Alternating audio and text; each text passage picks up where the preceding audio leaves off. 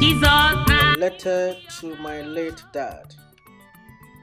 Dear Teacher Kansa, I am writing this letter from Stanford University campus to you. I hope you are keeping well in your eternal home. It has not been easy since you took a leave of us a decade ago. It never rains but pours. Trouble comes but in chains. At times the load you left overwhelmed me, and I'm like a donkey who is so tired and can no more carry the heavy load of the family responsibilities you give unto me. But I will not give up. At times sadness continues to clothe me, and yet I have an epic moment. The epic moment when I had a flashback to remember how my journey continued from the village all through the palm wine tapping experience with my uncles, where we were eating closer to nature, where mushroom was our sauce and cassava was what I used to carry every day amid all kinds of tiredness to the family.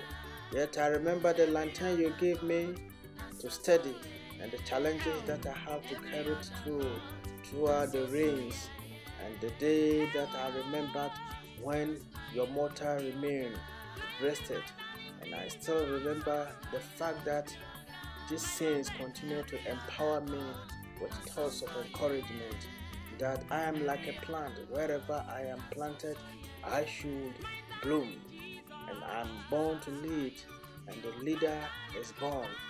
And the epic moment really came when I remember the fact that you offered me 3 wisdom tablets.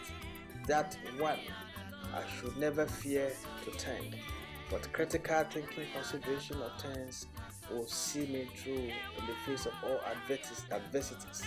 And you said in your second wisdom tablet that the young elephant does not need to struggle to become big, except long life. So the strength in me, determination in me, the zeal in me should urge me on even when situation rises against me and make life very difficult to go through. And that I should learn to farm in my head.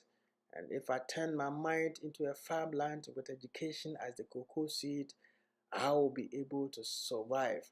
Especially you said it when grandpa died and people were fighting over his cocoa farm as regards inheritance. And whenever I have these talks, a light of radiance dawn in my mind, and I begin to dance, a dance of hope, a dance of encouragement. And this primary school dance that I used to dance, though there were very little to even depend on, but close stay with nature still make me remember the very good old days. And this particular dance, which emanated from the 3 wisdom tablets you implanted into my little mind as a baby, continue to challenge me, continue to empower me, continue to urge me on, especially when a professor refused to give me a recommendation to Stanford on the ground that I do not deserve to be there to study. And yet here I am. The epic moment came when I got a letter that I am appointed as a lecturer at the Stanford University. Meanwhile, this was the particular university a professor refused to recommend me to go and study. So the dream came true. This time, the dream came, and I'm going to Stanford not as a student, but rather as a lecturer to contribute. So currently, Dad, I want to sign off this letter by saying that in the presence of the sublime, I write and end this letter by affirming your view that nature never wears a mean appearance, and that nature never becomes a toy to a wise man's spirit. And with this, you also encourage me to avoid anything alcoholic. And you added that I should rather feed myself with academic beverages and get close to that. That grace will lead me, and divine favor will fill me, and then thanksgiving should be my appreciation. And that is the more reason why I just want to say that the integrity of impressions that continue to made to me through the heaven and earth, has urged me on to find the fulfillment that I seek. Since I have other duties to do, to carry out, and at the same time the work is finishing me and I'm not able to finish the work, I want to sign off here and I'll get back to you in my second email. Blessings and peace be with you. Rest in peace. Adieu, Papa. Love you.